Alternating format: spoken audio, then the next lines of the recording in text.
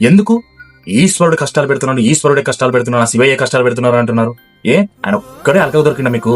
బోలాశంకరుడు కదా, అందుకే కావచ్చు మీరు అంతా ఏదన్నా కూడా అలకగా దొరికింది ఆయన కదా. ఏం తప్పు చేశాడనే? నువ్వు కష్టం పడు అన్నాడు, ఆ కష్టానికి నేను తోడు ఉంటా అన్నాడు, అది ఆయన తప్పు?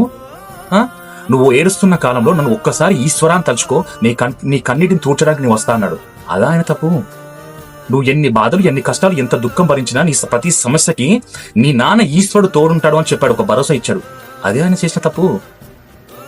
ప్రతి దానికి, ప్రతి కష్టానికి, నువ్వు పడుతున్న ప్రతి స్ట్రగుల్కి, ప్రతి డిప్రెషన్కి నేనున్నాను రా బిడ్డ అని ఒక సందేహాన్ని ఇస్తూ ఉంటాడు, అదా ఆయన చేసిన తప్పు.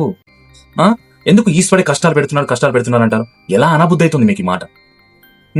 ప్రతిదానికి తోడున్నందుక, ప్రతిదానికి అండగా ఉన్నందుక, ప్రతిదానికి నీ కన్నీటి చుక్కను కూడా ఆయన స్వీకరించి ఆయన కూడా కన్నీటి చుక్కని దారితీస్తున్నందుక, ఆయన కూడా కంటతడి పెడుతున్నందుక, దేనికి ఈశ్వరుడు నీకు కష్టాలు పెడుతున్నాడు?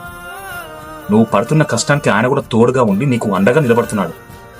నువ్వు కార్చే కన్నీరు స్వీకరించి ఆయన కూడా కంటి బిందువుని ఆయన కూడా కారుస్తున్నాడు.